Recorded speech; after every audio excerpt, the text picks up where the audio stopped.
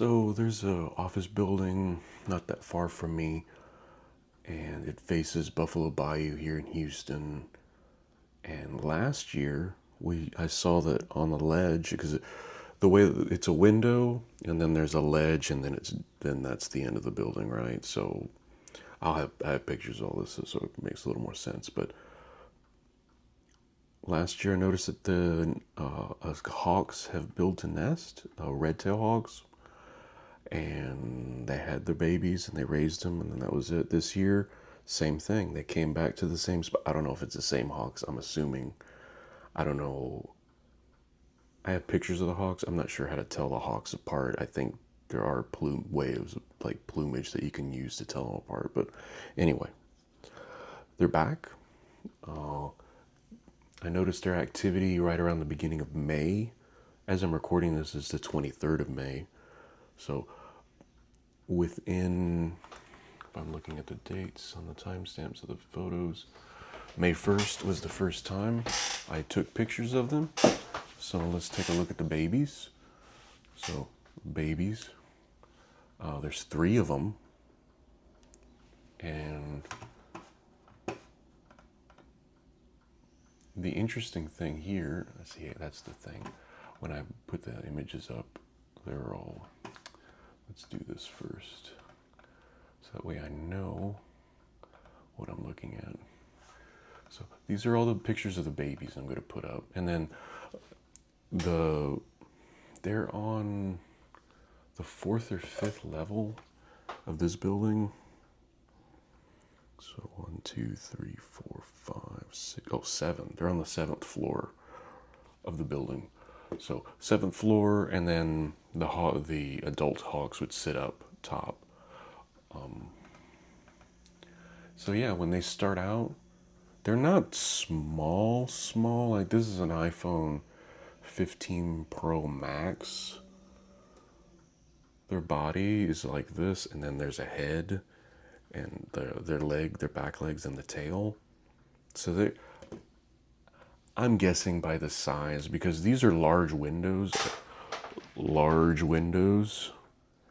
and they're maybe the size of a quail, which is not a small bird, but not like a tiny bird. It's hard to tell from, I'm standing across the street on Allen Parkway in Buffalo Bayou Park for context, and I'm using my 200. I don't have my lens up here, do I? No, I took it down. I took it over. I'm using a Sony A7 IV, which is what I'm filming right now. A7 IV with the 200 to 600 millimeter 6.3 f6.3 lens. So I'm about 50, 60 meters from them, and I'm shooting the camera. I'm pointing my camera at them, so I go from like looking at them from across the street to having like a view like this approximately of them. And they're babies, so that's the last picture I'll put here. And over time, they grow fast. So this was a Saturday. No, I'm sorry. That was a Thursday. May 1st was a Thursday. And then May 2nd, which is a Friday, I got a nice picture of the hawk flying, the adult hawk. So I'm not there all the time, obviously, but there's a time where they'll eat early in the morning. So if I get there early in the morning, sometimes I'll see the adult hawks like I took pictures of, and in the evening too. So we'll get to that. So that was the first week. The second week, let me make sure I'm saying my times right. The following Sunday, I took my camera out again, and I caught them, and I caught the hawk flying in. I don't think I have that picture on here, but I caught the hawk flying in, bringing something. By the size and the color of it, it took it and it was ripping it apart, but it was doing it with its back to me, like you see in the picture. It was ripping them apart, ripping whatever it had apart.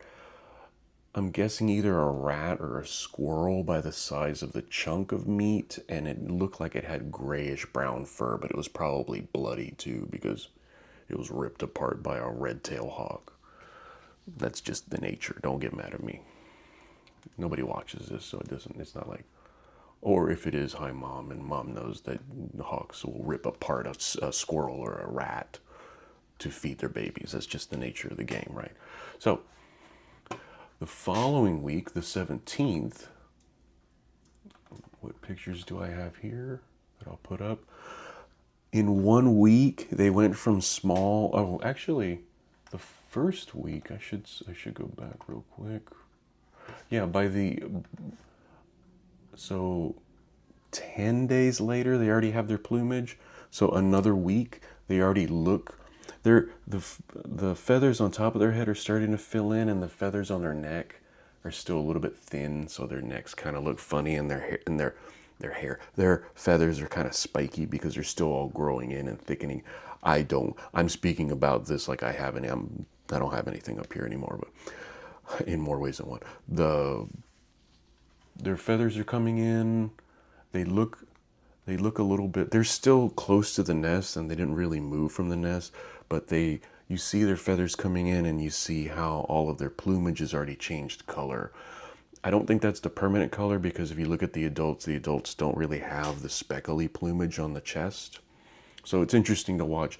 So in the span of like 10 days, they already have their darker plumage, and it's already getting thicker by the third week. So that was the 17th of May.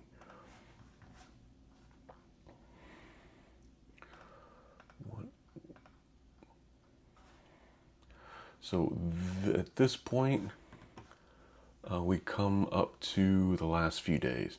Now, this past week, the week of the May 19th to the 22nd, at this point, it's amazing how quickly everything evolves. What you see here, they walk along the ledge. They were walking back and forth on the ledge. And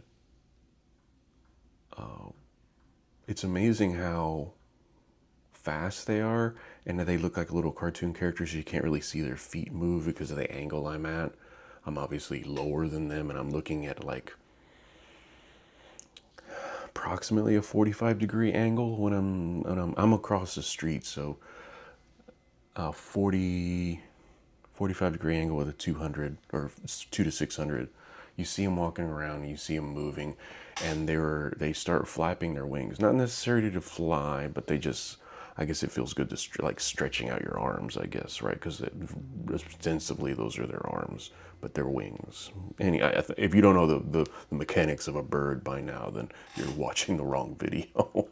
And I'm not going to explain to you how a bird works, because I'm not totally sure either. So I just wanted to document this. I'm going to be, if there's something, what I want to do tonight, I'm going to go and see them again. I'm trying to catch the adults, but the last 3 days that I've gone, I have not seen the adults. When I went the first night, and I went a little bit later than I wanted to, but that's just the way time worked out. I made dinner and stuff like that. The adult did come in and start to feed them, but that was right at sunset. So, but with sunset, I can't get a good enough picture, especially with that lens. It's a 6.3. It's a little bit narrower, so you don't get as much light, and you have to raise your ISO, and then the photos get a little too grainy for me. But we'll end it with. I got a little bit of video, but I'm hand holding with a 5-pound weight of this camera with the large lens, and the thing is so shaky. I don't like it. I don't think it came out as good as I'd hoped. There was one last picture I want to end this with. Let me grab it and put it with this presentation. I'll just call it a presentation, right? I caught them right. It was the first clear night in a while, and it was actually, the weather was relatively nice. But the main point is that I caught him at golden hour. So I'll put up my favorite picture from this grouping. You see all three of them. what I really love is when the sun reflects off of their eye and it kind of shines. So if I can at least get one of them to look like that, I consider it an accomplishment. But because they'll kind of sit in the shade and they'll kind of sit out because at this point it's like around 7:30.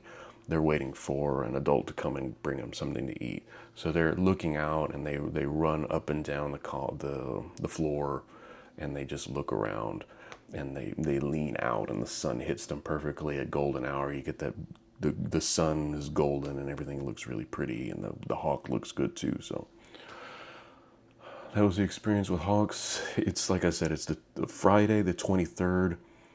Every day I've gone out there, I expect not to see them anymore. I expect them to take off at any moment, because that's the whole nature of what's happening. They're gonna grow up and leave the nest, literally. And every time I see them, it's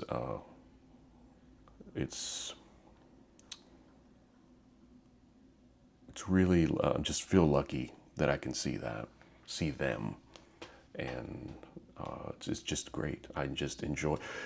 I get to take pictures of these incredible birds, and I literally just have a relatively quick walk from my house, which is great. And the nest has not gone away. There was a derecho last year, which is a strong, heavy storm that blew a lot of trees over and caused incredible damage all around the city.